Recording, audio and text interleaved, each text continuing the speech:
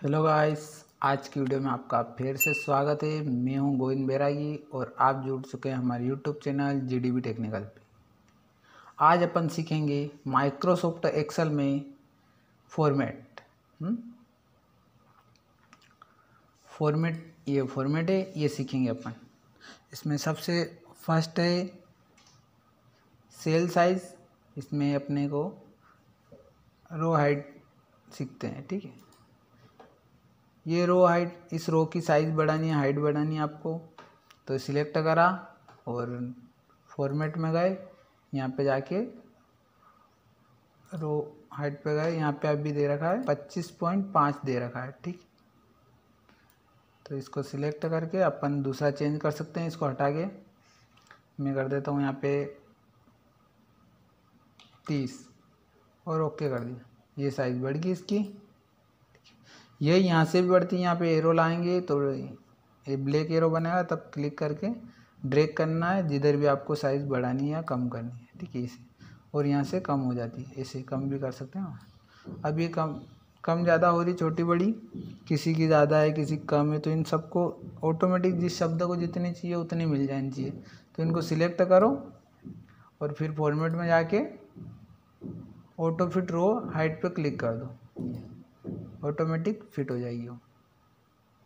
यही काम अपन ऐसे बड़ी हो रो तो यहाँ से डबल क्लिक करेंगे तब भी अपन ऑटो फिट रो हाइट हो जाएगा, ठीक है। ये हुआ रो के बाद। उसी के बाद आता है कॉलम विड्थ।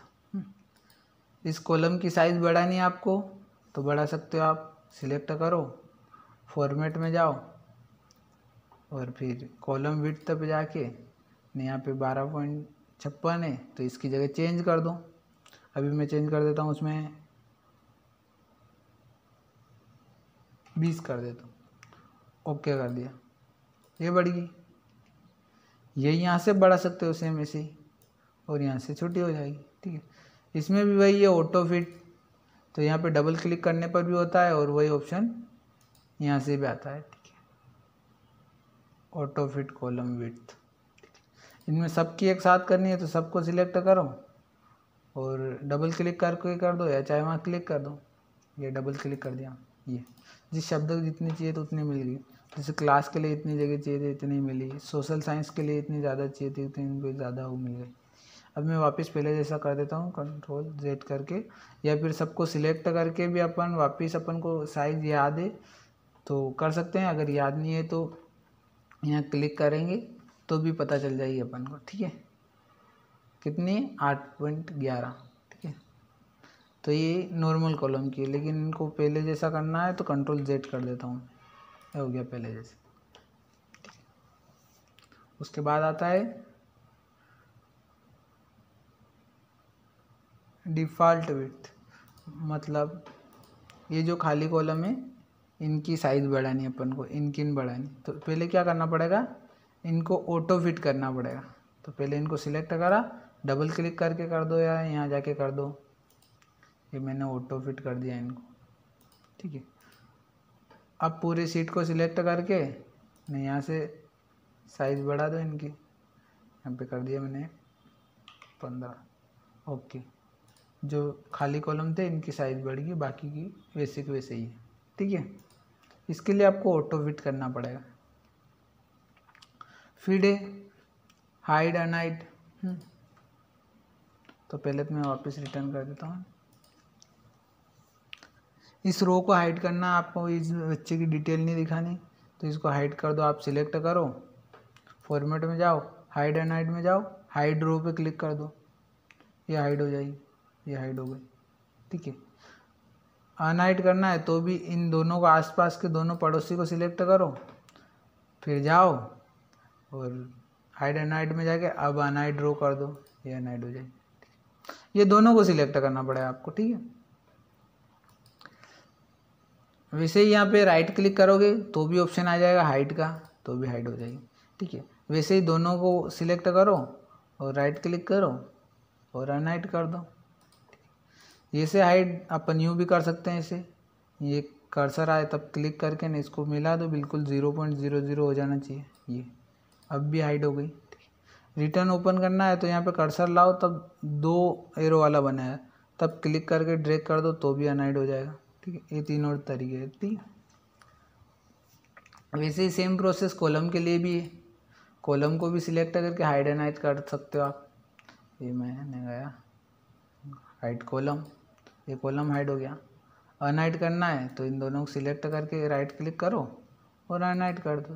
सेम प्रोसेस है उसमें, पर उसके लिए सिलेक्ट और राइट क्लिक ज़रूरी है। उसी जगह जो कॉलम पे कर रहे हो आप हाइड, तो कॉलम पे राइट क्लिक करना, रो को हाइड कर रहे हो तो रो पे ही करना। ठीक है, और इसमें भी ऐसे हाइड कर सकते हो आप, 0.00 होना चाहिए बिल्कुल। उसके बाद अनहाइड भी ऐसे कर सकते हो, डबल एरो आया था। ठीक है, उसके बाद है हाइड शीट।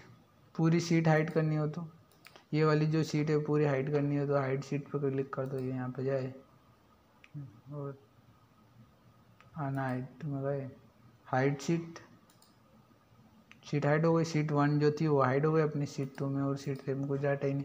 वापस अनहाइड करनी है तो वहाँ पे जाओगे तो देखो अब ऑप्शन खुल गया होगा, पहले बंद था वो, ये अनहाइड शीट हाइड होगी शीट तभी ये ऑप्शन खुलेगा अनहाइड शीट। शीट ये वाली ऐसे 2-3 का रखे हो तो सबकी लिस्ट दिख जाएगी। आप जिस वाली को अनहाइड करनी हो उस पर क्लिक करके अनहाइड, अभी 1 है तो 1 को अनहाइड कर दो। यही ऑप्शन यहाँ पे राइट क्लिक करने पर भी आता है हाइड, और यहाँ पे राइट क्लिक करोगे शीट के ऊपर तो अनहाइड भी हो जाएगी। ठीक है,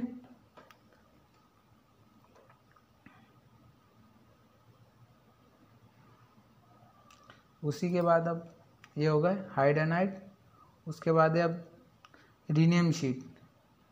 ये जो शीट 1 लिखा है इसकी जगह नाम चेंज करना है आपको, तो इसे कर सकते हो आप, रीनेम शीट पे क्लिक करके चेंज कर दो। 10th क्लास का डाटा है 10। यही ऐसे भी कर सकते हो आप, राइट क्लिक करो शीट के ऊपर और रीनेम पे क्लिक कर दो, ये हो जाएगा। ठीक है, ऐसे भी डबल क्लिक करोगे शीट के ऊपर तो भी ऑप्शन हो जाएगा ओपन, ये हो गया। ठीक है, मूव और कॉपी शीट। मान लो ओनली ये वाली शीट आपको किसी को भेजनी है 10th क्लास, 11th में फिर 11th का डाटा है, लेकिन आप जिस शेयर कर रहे हो जिस टीचर को या किसी को भी, तो उसमें ओनली आपको 10th क्लास की शीट को शेयर करना है। तो इसका यूज़ अपन ऐसे करते हैं कि अगर अपन पूरी शीट शेयर करते हैं उसको, पूरे फाइल ही उसको शेयर करेंगे तो उसके पास 11th का भी डाटा चला जाएगा, 12th का भी चला जाएगा, लेकिन अपन को 10th का भेजना है। देखो मैं अभी है नहीं इसमें डाटा, तो कोई इसी को कॉपी पेस्ट कर लेता हूँ। अभी टाइप करेंगे तो टाइम लगेगा अपन को। Ctrl+C करा और यहाँ पे जाके Ctrl+V कर दिया, यहाँ पे जाके फिर Ctrl+V कर दिया। ठीक है,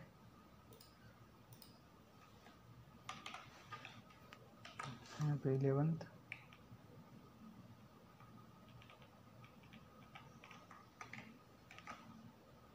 और फिर यहाँ पे कर दिया मैंने 12th। ठीक है, ये अपनी प्रैक्टिस के लिए ही लिख रखा है मैंने डाटा, बाकी अभी टाइप करेंगे दूसरा तो टाइम लगेगा, इसके लिए मैं आपको अभी बता देता हूँ इसी में चेंज करके। ठीक है, अब ओनली 10th वाली शीट भेजनी है तो अपन क्या करेंगे, ये पूरी एक ही फाइल है, अगर इसको शेयर करेंगे तो पूरी पूरी जाएगी 11th और 12th दोनों की, लेकिन अपन को ओनली 10th तक भेजनी है, तो इसके लिए अपन इसकी एक डुप्लीकेट करेंगे। ठीक है, शीट बनाएंगे ओनली। तो फॉर्मेट में गए, मूव और कॉपी शीट पे गए, कौन सी वाली शीट को कॉपी करना है वो शीट सिलेक्ट करना है, 10th वाली करना है, 10th को सिलेक्ट करा, कहाँ पे जाना है, अभी इस वाली जगह है अपन, इस टेबल नाम से जो फाइल है इस फाइल में, तो अब न्यू बुक में जाना है, नई बुक लेनी पड़ेगी क्योंकि नई फाइल में ले जाना। ठीक है, क्रिएट ए कॉपी पे क्लिक कर देंगे अपन, यहाँ पे टिक लगा देंगे अगर, तो एक जो शीट है अपने पास भी रहेगी और उसके पास दूसरी फाइल में भी जाएगी। ठीक है, कॉपी होके जाएगी। अगर यहाँ पे टिक नहीं रहेगा तो उसी में ओनली यही चल जाएगी, यहाँ से हट जाएगी। ये मैं अभी क्लिक नहीं लगाता हूँ, वापस लाने के टाइम पे अपन क्लिक लगाएं। ओके कर दिया। ठीक है। ये आ गए अपने दूसरे बुक 1 के नाम से, पहले टेबल नाम से थी मेरी फाइल, ठीक है।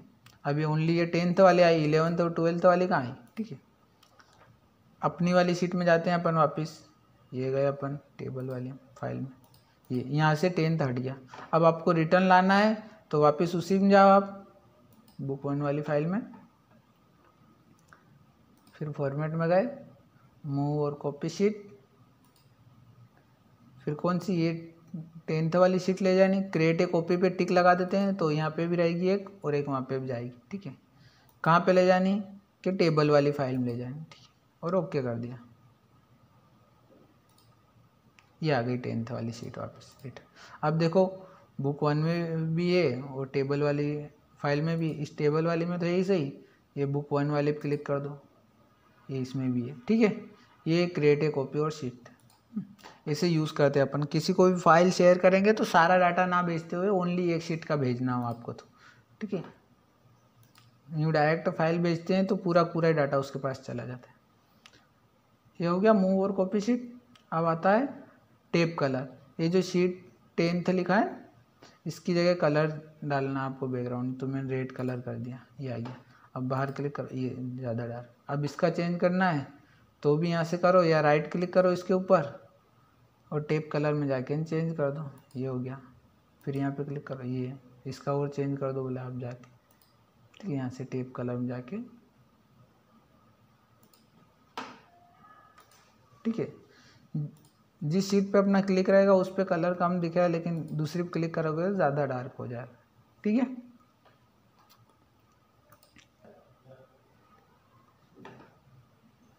प्रोटेक्ट शीट, तो शीट पे गए, उसके बाद यहाँ से पासवर्ड दे देते हैं इसको, कंफर्म पासवर्ड, ठीक है। अब इसमें कुछ भी चेंज नहीं कर पाएंगे कोई, ठीक है। कुछ भी लिख नहीं पाएगा कोई, डिलीट नहीं कर पाएगा आपकी फाइल, ठीक है। अब लॉक हो गई है और कुछ दूसरा भी नहीं लिख पाएगा, बाहर भी नहीं लिख पाएगा मान ये। लेकिन अपन को ऐसा करना है कि इधर कोई दूसरा व्यक्ति आके एंट्री करे तो कर सकता है, ठीक है। लेकिन जो अपन ने कर रखी उसमें कुछ डिलीट या चेंज नहीं कर पाए, ठीक है। तो इसके लिए अपनी शीट डाटा पे लॉक लगाना है ओनली, अपने अभी पूरी शीट पे लग गया। तो इसके लिए क्या करेंगे, पहले तो अनप्रोटेक्ट कर दो, पासवर्ड डाल देंगे यहाँ पे, ठीक है। अब चेंज सारे ऑप्शन खुल गए। अब अपन को ओनली अपनी डाटा को लॉक करना है ना, ये कहीं पे भी नहीं मिलेगा आपको यूट्यूब पे, है ना। ऐसा यूज़ करते हैं अपन ओनली डाटा को लॉक। तो इसके लिए पूरी शीट यहाँ से सिलेक्ट कर लेनी है, फिर फॉर्मेट में जाना है। अभी लॉक सेल पे क्लिक है अपना, ठीक है ना, ये दिख रहा है इसमें, तो यहाँ से क्लिक हटा दो, ठीक है। हट गया क्लिक, देखो हट गया। उसके बाद अपन को क्या करना है, अपना डाटा को सिलेक्ट कर लेना है, फिर फॉर्मेट में जाना है, फिर वापस लॉक सेल पे क्लिक लगा देना है, ठीक है। फिर भले आप प्रोटेक्ट करो 4-5, ओके कर दिया। Confirm password. अब यहाँ तो कोई चेंज नहीं कर पाएगा, लेकिन यहाँ दूसरी जगह कुछ भी टाइप करेगा भले ही तो लिख पाएगा,